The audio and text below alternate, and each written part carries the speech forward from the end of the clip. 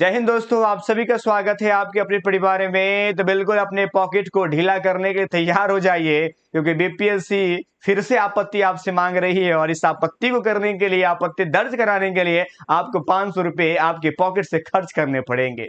आप सोच रहे होंगे भैया ये क्यों बात कह रहे हैं। बिल्कुल हम सही कह रहे हैं, क्योंकि ये नोटिस जारी किया गया है। आपको पता होगा कि 5 से 7 सितंबर के बीच में आपको आपत्ति दर्ज कराने की तिथि का घोषणा किया गया था। लोगों ने आपत्ति दर्ज करवाया है कि नहीं, लेकिन उस आपत्ति को स्वीकृति नहीं मिला। रीजन क्या था भैया? पैसा रीजन था, आपने पैसे के माध्यम से नहीं लिया था। हम आपके क्वेश्चन को रिकॉल नहीं करेंगे, अर्थात उस पर पुनर्विचार नहीं करेंगे। आप पुनर्विचार करना चाहते हैं तो भैया पॉकेटवा में से 500 रुपया खर्चा कीजिए, तब तो जाकर के आपके क्वेश्चन को हम फिर से देखेंगे। बिल्कुल सही आप सुने। देखिए यहाँ पर एक नोटिस जारी हुआ है। देखिए दिनांक 24/8/2023 से लेकर 26 को पेपर हुआ है। चलिए तो बात पता है हमको। उसके बाद में 1 सितंबर को जो है वो वेबसाइट पर आपको प्रदर्शित हुआ था। 5 से लेकर के 7 सितंबर तक उम्मीदवार को आपत्ति आमंत्रित किए गए थे।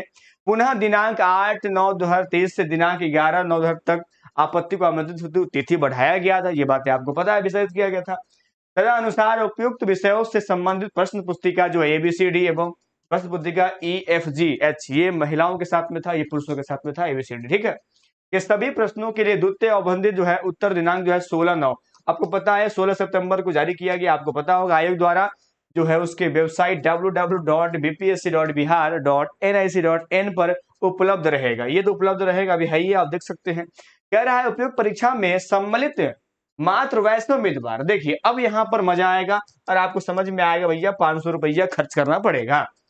उपयुक्त कर रहा है उक्त परीक्षाओं में सम्मिलित मात्र वैसे उम्मीदवार जिनके द्वारा पूर्व में प्रदर्शित अवबंधित उत्तर पर आपत्ति दर्ज की गई थी से द्वितीय अवबंधित उत्तर पर पुनः आपत्ति आमंत्रित किए जाते हैं। यानी पहले कर दे लूहा, फिर से करे के बाद। ठीक है, द्वितीय अवबंधित उत्तर पर यदि आपत्ति हो तो वे अपने यूजर नेम एवं पासवर्ड से लॉगिन करते हुए डैशबोर्ड पर दिनांक 18/9 यानी 18 सितंबर से लेकर के 20 सितंबर तक आपत्ति प्रमाणिक स्रोत साक्ष्य के साथ अपलोड कर सकते हैं।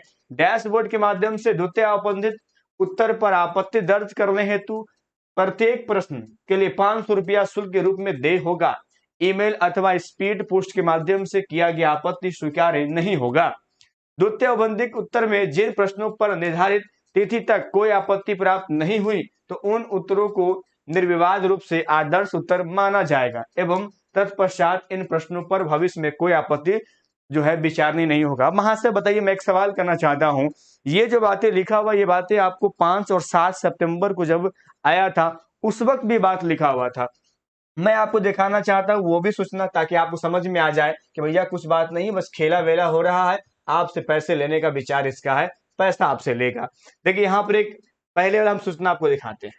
चलिए ये देखिए पहले वाला सूचना, ये पहले वाला सूचना है, ये 1 तारीख को आया था। अब इसमें देखिए यहां पर अगर गौर कर मैं दिखाना चाहता हूं आपको, ये देखिए यहां पर क्या लिखा हुआ है, 1 सितंबर को आया था। देखिए आपत्ति के लिए क्या बोल रहा है, देखिए मैं बताना चाहता हूं कि क्या हो रहा है। भैया पैसा चाहिए, पैसा बीपीएससी को पैसा चाहिए। ठीक है, ये कह रहा है कि डैशबोर्ड पर दिनांक 5 सितंबर से लेकर के 7 सितंबर तक आपत्ति प्रमाणिक स्रोत साक्ष्य के साथ अपलोड कर सकते हैं। ईमेल पासवर्ड आपका बिल्कुल नहीं लेगा, कहानी खत्म हुआ। कह रहा है औपबंधिक उत्तर पर जिन प्रश्नों पर निर्धारित तिथि तक कोई आपत्ति प्राप्त हुई तो उन उत्तरों को निर्विवाद रूप से आदर्श मान लिया जाएगा। बताइए नहीं होगा। कितने लोग आपत्ति किए थे? सभी लोग आपत्ति किए थे। क्या उस आपत्ति को स्वीकार किया गया? नहीं स्वीकार किया गया। आपके आपत्ति पर विचार ही नहीं हुआ है, विचार नहीं हुआ है, आपके आपत्ति को रिजेक्ट कर दिया गया है। 500 रुपया खर्च कीजिएगा, आपके आपत्ति पर काम होगा। तो समझ सकते हैं बीपीएससी कितना औपचारिक काम कर रहे हैं। धीरे धीरे अपने विश्वास को खत्म करते हुए नजर आ रहे। मैं बोलता हूं तो कहते हैं भैया याद रखिएगा, अगर शुरू से मुझे फॉलो कर रहे होंगे तो आपको पता होगा मैं एक एक चीज को बड़ी बारीकी से देखता हूं और फिर कहता हूं, ताकि तर्क और तथ्य से बिलक कभी हम बात नहीं कर सकते हैं। उम्मीद करते ये बात समझ में आ गया होगा और मुझे कमेंट में जरूर जवाब दीजिएगा कि ये गलत है या सही है। सिर्फ गलत है या सही है ये जरूर मुझे बताइएगा। मिलेंगे हम आपसे नेक्स्ट वीडियो में। जय हिंद, जय भारत।